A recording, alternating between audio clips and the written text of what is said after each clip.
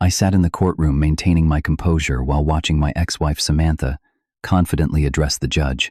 After 5 years of marriage that ended with her betrayal with my business partner, she now stood there demanding half of everything I had built. The judge listened patiently as she described her supposed contributions to my success. I kept my expression neutral, even as she twisted facts and exaggerated her role.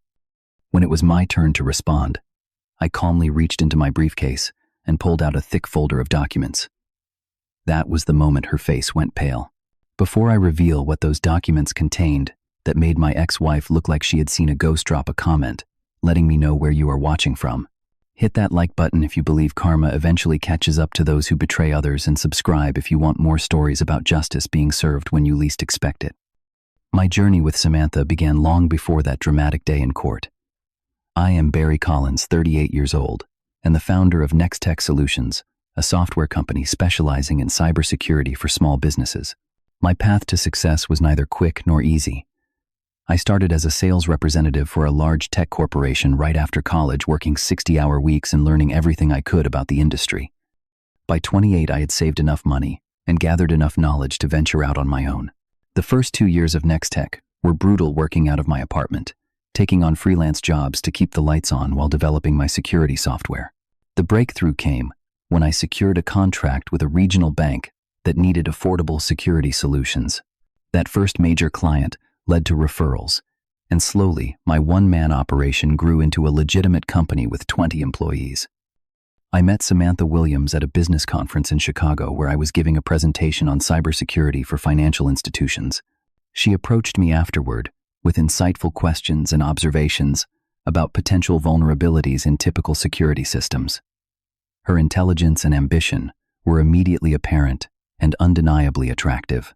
At 32, she was already a marketing director for a competing tech firm, with a sharp mind for strategy and a magnetic personality. Your approach to layered security protocols is interesting, but have you considered the human element, she asked during our first conversation? Social engineering attacks are becoming more sophisticated. Technology alone cannot solve that problem. Her critique was spot on, and I found myself wanting to continue the conversation over dinner. One dinner turned into weekend visits between our cities, which evolved into discussions about her relocating to be near me. After 8 months of long-distance dating, I proposed during a weekend trip to Lake Tahoe. She said yes without hesitation, and we were married 3 months later, in a small ceremony attended by close friends and family. The early years of our marriage were everything I had hoped for. We purchased a beautiful home in an upscale neighborhood, traveled internationally several times a year, and seemed to genuinely enjoy building our lives together. Samantha initially kept her job at the competing firm, working remotely. But after our first anniversary, she expressed interest in joining Nextech. I could help develop your marketing strategy, she suggested. Your products are superior, but your market penetration could be so much better with the right approach. The idea made sense. My technical expertise had built great products, but marketing had never been my strength. Having Samantha join the company seemed like the perfect solution. She resigned from her position and became our marketing director, immediately implementing changes that increased our visibility and client base. Around the same time, my college friend Jake Thompson joined Nextech as Chief Operations Officer. Jake and I had been roommates at Stanford, and he had extensive experience in scaling tech companies. With his operational expertise, my technical knowledge, and Samantha's marketing skills, Nextech grew rapidly, expanding to 50 employees and opening a second office within 2 years. Looking back, the warning signs were there, but I was too consumed with growing the business to notice them. Samantha and Jake began traveling together for client meetings and industry conferences. At first, these trips were brief and clearly business-focused, but gradually they extended into long weekends. When I questioned this, Samantha would explain how they needed extra time to court important clients or research competitors. "This is how business development works, Barry," she would say with slight irritation. "Not everything happens during office hours. Sometimes the most important connections are made over drinks or dinner." I trusted her completely. Why would not I? She was not only my wife, but also a key executive in my company. Jake had been my friend for 15 years. The possibility of betrayal never crossed my mind. Our 5th wedding anniversary should have been a celebration of our partnership, both personal and professional. I had reserved a table at an exclusive restaurant months in advance and arranged for a weekend getaway to follow. Instead, I sat alone at that restaurant table when Samantha texted that she was stuck in an emergency meeting with a potential investor. I paid for the untouched meal and drove home alone, a sense of unease growing within me. The next morning, I went to the office earlier than usual, trying to bury my disappointment in work. The office was empty, except for our IT administrator who was updating our security systems. On impulse, I asked him about the investor meeting Samantha had mentioned. "What investor meeting?" he asked, looking confused. I did not see anything on the shared calendar. That was the moment my suspicions truly began to form, though I still tried to rationalize her absence. Perhaps the meeting had been arranged last minute. Perhaps she had forgotten to update the calendar. Perhaps I was creating excuses for her, something I would soon discover I had been doing for much longer than I realized. 2 weeks after our missed anniversary dinner, the truth revealed itself in the most mundane way possible.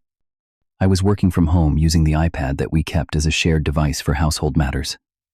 Samantha had apparently forgotten to log out of her messaging app. When a notification appeared, I instinctively tapped it, expecting to see something related to our grocery delivery or utility bills. Instead, I found myself staring at an intimate conversation between my wife and my business partner. The messages were explicit, leaving no doubt about the nature of their relationship. They discussed hotel rooms, private jokes, and plans for their next rendezvous. As I scrolled through the conversation history, my hands trembling, I discovered this affair had been going on for nearly 2 years, practically since Samantha joined Nextech, but the betrayal went deeper than infidelity. Interspersed between their romantic messages were discussions about the company, specifically about how to increase their control over Nextech operations. "Barry is too focused on product development," Jake wrote in one message. "He does not see the bigger picture. If we position ourselves right, we could have effective control within a year." Samantha's response chilled me. "He trusts us completely. That makes everything easier. Once we have the investor relationships secured, we can make our move." I sat motionless, trying to process this double betrayal. My wife and my oldest friend were not only having an affair, but actively plotting to undermine my position in my own company. The floor seemed to drop from beneath me as my entire reality shifted. Rather than confronting them immediately, I decided to gather more information. I contacted a private investigator recommended by our company attorney, a discreet professional named Michael Reeves, who specialized in corporate espionage and infidelity cases. Document everything Michael advised during our first meeting. Forward those messages to your secure email. Change your passwords. Monitor unusual activity in company accounts. But do not confront them yet, not until we have a complete picture. For the next 3 weeks, I lived a double life. I went to work, attended meetings with Jake and Samantha, and pretended everything was normal while Michael gathered evidence. His reports confirmed my worst fears. Samantha and Jake had been meeting in hotels across 3 states during supposed business trips. They had held private meetings with our major investors, without my knowledge. Most damning of all, Samantha had been systematically copying confidential company documents, including our proprietary software architecture. Armed with this information, I finally confronted Samantha at home one evening. I chose a time when I knew Jake was out of town, wanting to deal with them separately. I simply handed her printed copies of some of the text messages and waited for her response. "This is an invasion of privacy," she said after a moment of shocked silence, her voice cold and controlled. "You had no right to access my personal messages. That is what concerns you, not the fact that you have been cheating on me with my friend for 2 years. I asked, my voice surprisingly steady, despite the turmoil inside me. "Our marriage has been over for a long time, Barry," she replied. "You've just been too obsessed with work to notice. Jake and I connect on a level you and I never did. And what about the company documents you have been stealing, the meetings with investors behind my back? Was that also because of your deep connection with Jake?" Her expression hardened. "I do not know what you think you know, but I have done nothing wrong professionally. Everything I have done has been for the benefit of Nextech." She refused to discuss the matter further, packed an overnight bag and left. Later that evening, I received a text informing me she would be staying with Jake and would have her attorney contact me. In the days that followed, I discovered even more. Our IT administrator found evidence that Samantha had accessed our secure servers and copied client lists, financial projections, and product development roadmaps. Our receptionist mentioned overhearing Samantha discussing a new business venture during private calls. The picture became increasingly clear. Samantha and Jake were not only betraying me personally, but planning to leave and either compete with Nextech or sell our proprietary information. The emotional toll was immense. I struggled with insomnia, lost weight, and found it difficult to focus. For the first time in my adult life, I sought therapy to help process the betrayal. But beneath the pain was a growing resolve. I had built Nextech from nothing. I had responsibilities to my employees, my clients, and myself. I would not allow Samantha and Jake to destroy what I had created. I hired Diana Martinez, a family law attorney with experience in cases involving business assets. After reviewing my situation, she was blunt in her assessment. "You need to move quickly," Diana advised. "Separate your personal feelings from the business considerations. This is not just about your marriage ending, it is about protecting your company." With Diana's guidance, I developed a comprehensive strategy to protect both my personal assets and Nextech. Our first priority was securing the company against further data theft. We hired a cybersecurity firm to audit our systems, change all access credentials, and implement advanced monitoring tools. Several employees loyal to Jake were placed on administrative leave pending investigation, a difficult but necessary step. Next, we addressed the investor relationships. Through Michael's investigation, I learned that Samantha had approached 3 of our major investors, suggesting that my leadership was becoming erratic and that a change in management might be necessary. I arranged private meetings with each investor to present the true situation and provide evidence of Samantha and Jake's actions. "I have always valued your support and transparency," I told Marcus Bennett, our earliest investor, as I shared documented evidence of the betrayal. "I wanted you to hear directly from me what is happening and how we are addressing it." Marcus, along with our other key investors, expressed shock, but ultimately reaffirmed their confidence in my leadership. One even revealed that Samantha's approach had seemed suspicious, which was why he had not taken any action based on her claims. The most significant development came when Diana discovered a critical detail in our prenuptial agreement. Like many entrepreneurs, I had insisted on a prenup to protect my business interests. Samantha had readily agreed, perhaps already planning for this eventual outcome. However, the agreement contained a clause regarding infidelity that Samantha may have overlooked or forgotten. In case of proven infidelity, the unfaithful spouse would forfeit claims to certain assets, including business interests established prior to the marriage. "This clause is crucial," Diana explained. "But we need irrefutable evidence that will stand up in court. The text messages are a start, but they could be challenged as taken out of context." We expanded our evidence-gathering efforts. Michael obtained security camera footage from hotels where Samantha and Jake had stayed. Our IT team recovered deleted emails that detailed their plans to approach Nextech competitors with our proprietary information. Most damning was an audio recording from a business dinner where Samantha openly discussed leveraging her position as my wife to gain control of company assets. Meanwhile, the business side of this drama continued to unfold. Jake officially resigned from Nextech, taking 5 senior employees with him. Within weeks, they announced the formation of a new security consulting firm, clearly positioning to compete directly with us. Several clients reported being approached by Jake with offers of services suspiciously similar to what Nextech provided, often at significantly reduced rates that suggested a short-term strategy to undermine our client base. Samantha filed for divorce, demanding 50% of all assets, including my majority stake in Nextech. Her legal filing painted her as an equal partner in building the company despite joining 3 years after its founding. She claimed her marketing strategies had been solely responsible for our growth, and that she deserved to be compensated accordingly. Local business publications picked up the story, publishing articles with headlines like, "Tech Power Couple's Bitter Breakup Threatens Industry Rising Star." The publicity was unwelcome, but unavoidable. I focused on maintaining stability for our employees and reassuring clients of our continued commitment to their security needs. The most stunning discovery came just 1 week before our court date. During a thorough review of company records, we found a hidden email account Samantha had used to communicate with a direct competitor.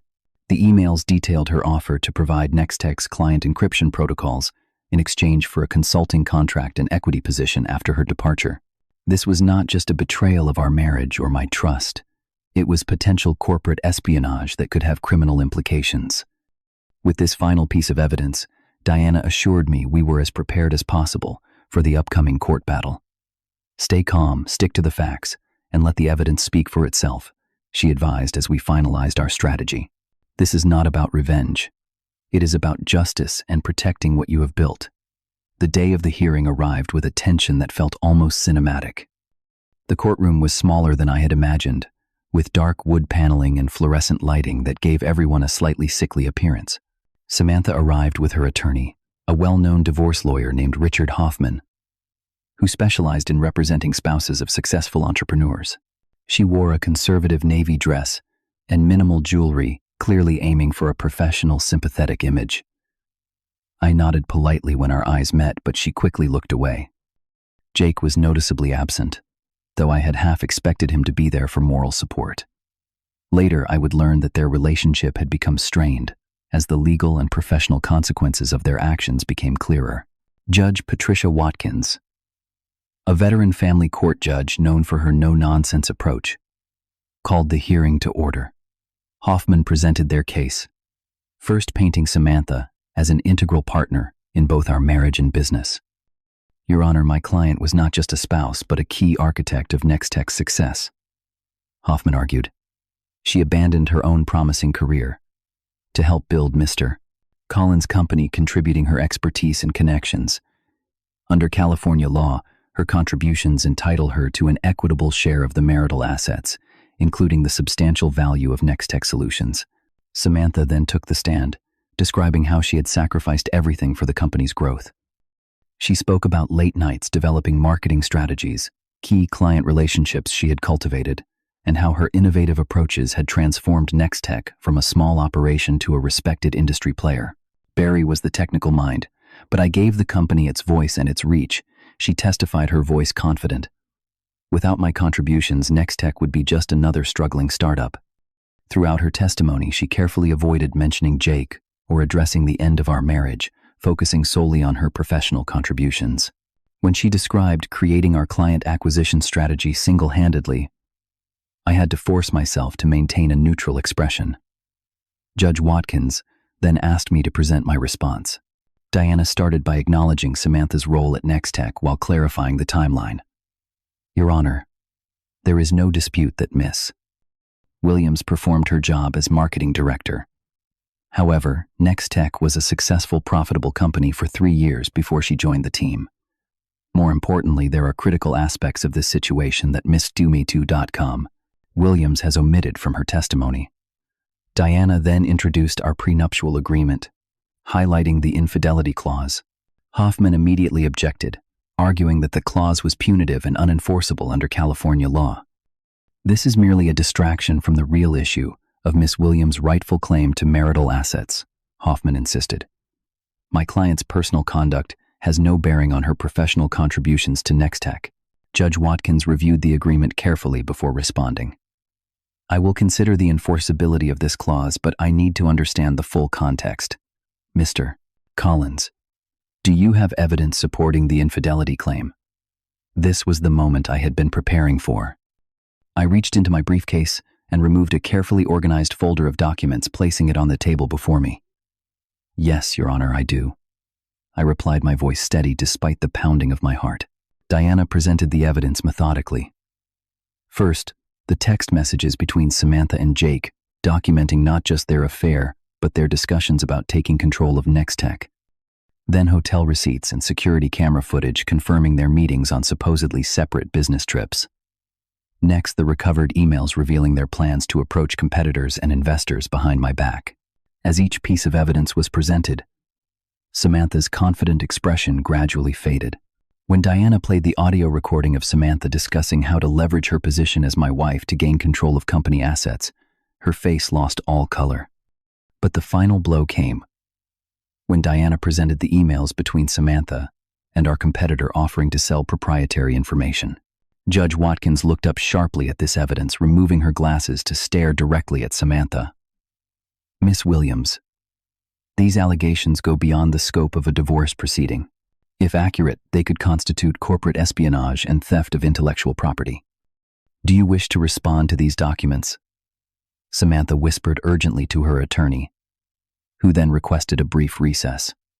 Judge Watkins granted 15 minutes for them to confer.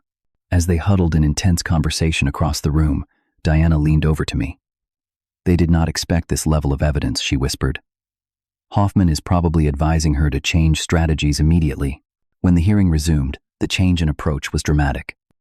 Hoffman announced that his client wished to amend her petition, no longer seeking any interest in Nextech and limiting her claims to personal property and a reasonable cash settlement. The confident woman who had entered the courtroom demanding half my life's work was now clearly focused on damage control. Judge Watkins was not easily swayed by this sudden change. I need time to review all this evidence thoroughly. These allegations are serious and have implications beyond asset division. We will reconvene next week for my decision. In the meantime, I am issuing a temporary order, freezing all business assets in question and prohibiting any further disclosure or use of Nextech proprietary information.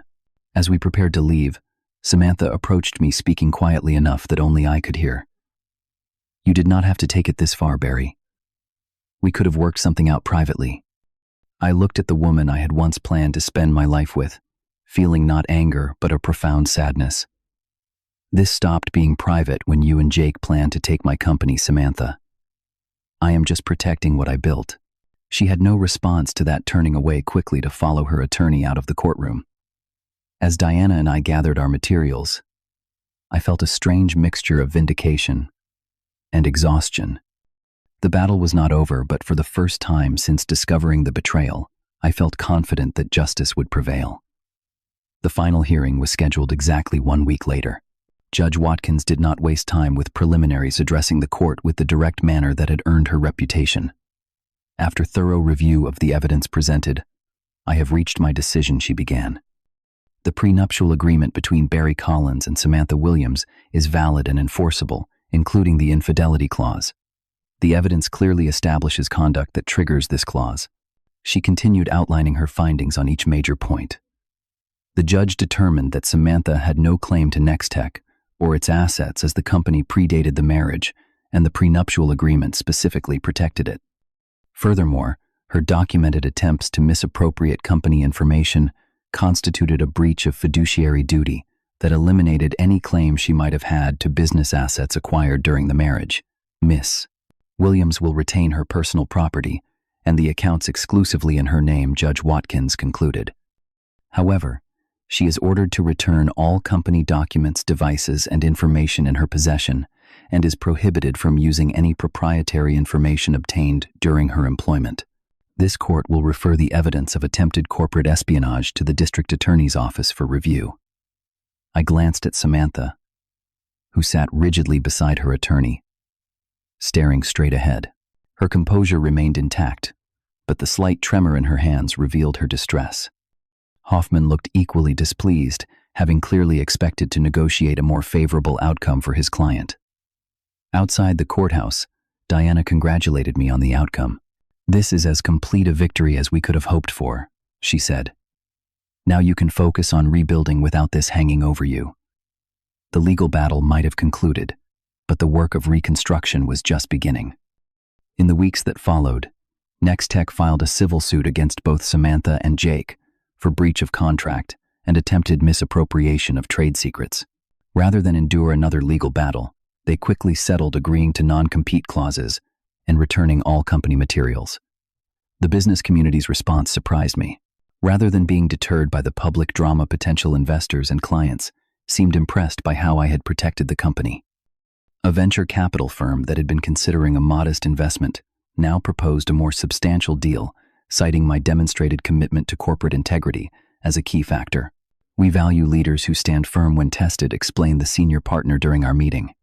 Many entrepreneurs would have compromised or settled to avoid publicity. Your actions showed us exactly what kind of business leader you are. Despite these professional victories, I found little joy in them initially. The emotional aftermath of betrayal lingered. I had lost not only my wife, but a friend I had trusted for 15 years, along with several valuable employees who had followed Jake. The public nature of the divorce meant that everyone in my professional circle knew intimate details of my personal failure. The final interaction with Samantha came when she arrived at our former home to collect the last of her possessions, accompanied by a friend, rather than Jake. I had arranged to be absent, leaving her key with our neighbor, but returned early to find her loading the final boxes into her car. "I never meant for things to end this way," she said. When she saw me, her expression a complex mixture of defiance and regret. "I believe you," I replied after a moment. "I do not think anyone plans to become the person who betrays everyone who trusts them.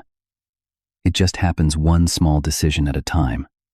She looked as if she might say more, but instead closed her car door and drove away. I never saw her again, though I occasionally heard updates through mutual acquaintances. Her relationship with Jake had ended shortly after the court case, their bond apparently insufficient to withstand the pressures of public failure and financial setback. Their competing security firms struggled and eventually folded within 8 months. The year following the divorce became my period of rebuilding both professionally and personally. Nextech required significant restructuring after losing key personnel. I promoted loyal employees into leadership positions and implemented new security protocols to prevent similar vulnerabilities. Our client retention rate during this turbulent time remained above 90%, a testament to the strength of the relationships we had built. Perhaps more challenging was the personal reconstruction. The betrayal had shaken my ability to trust, not just in romantic relationships, but in all interactions. I found myself questioning the motives of new business contacts and maintaining emotional distance from everyone. A friend suggested I join a support group for executives who had experienced similar personal and professional betrayals. Initially skeptical, I found unexpected value in hearing others' stories and recovery strategies. "The most dangerous outcome of betrayal is not the loss of the relationship," said Marcus, a manufacturing executive whose partner had embezzled company funds. "It is the loss of your ability to trust your own judgment. You have to reclaim that before you can move forward." His words resonated deeply. I had been questioning every decision I had made, wondering how I could have been so blind to what was happening. Working through this self-doubt became my primary focus, more important even than the company's recovery. I committed to personal growth with the same dedication I had always given to professional development. Regular therapy sessions helped me process the anger and humiliation. I returned to physical activities I had neglected during the marriage, joining a rowing club that got me outdoors at dawn 3 times weekly. Most importantly, I reconnected with family and friends who had seen less of me during the years I was focused on building both Nextech and my marriage. My sister Catherine, always my most honest critic, observed the change during a visit 6 months after the divorce was finalized. "You know what is strange? You seem more yourself now than you have in years," she said as we hiked a familiar trail from our childhood. "It is like portions of you went dormant during your marriage. The real Barry is waking up again." Her observation helped me recognize that I had indeed compromised parts of my identity during my relationship with Samantha, often deferring to her preferences and gradually disconnecting from people and activities that had once been important to me. This awareness became crucial to my healing process, reminding me that recovery meant not just moving beyond the betrayal but reclaiming my authentic self. The professional and personal rebuilding converged in unexpected ways. At a charity event for technology education, I met Lauren Parker, the founder of an educational software company. Our initial conversation focused entirely on potential collaboration between our firms, but gradually evolved into wider-ranging discussions about industry ethics and responsible innovation. Unlike my whirlwind courtship with Samantha, my relationship with Lauren developed slowly and deliberately. We were both cautious, she due to a previous business partnership that had ended poorly, and I for reasons that were now obvious. 6 months of professional collaboration preceded our first actual date, and we maintained separate homes and clear boundaries, even as our relationship deepened. "Healthy relationships do not require rushing or merging identities," Lauren observed after we had been dating for nearly a year. "They thrive on mutual respect and giving each person space to be fully themselves." The wisdom of her approach became increasingly clear as I continued healing. By maintaining my independence while building a connection based on genuine compatibility and shared values, I found myself able to trust again, not with the blind faith I had given Samantha, but with open-eyed awareness of both the placed relationship's strengths and its potential vulnerabilities. As for Nextech, the company emerged from the crisis stronger than before. The security breach led us to develop more robust internal protocols which evolved into new product offerings for our clients. The leadership team, composed now of people who had demonstrated their loyalty during the crisis, functioned with greater cohesion and shared purpose. Our annual revenue exceeded pre-divorce projections and employee satisfaction scores reached their highest levels. Sometimes what looks like the end of your world is actually just the beginning of a better one. Have you ever experienced betrayal that ultimately led to positive change in your life? Share your story in the comments below. If this video helped you gain perspective on your own challenges, please hit the like button and subscribe for more real-life stories about overcoming adversity. And if you know someone struggling with betrayal right now, share this video to remind them that even our darkest moments can lead to unexpected new beginnings. Thank you for listening. And remember, our worst experiences often prepare us for our best opportunities.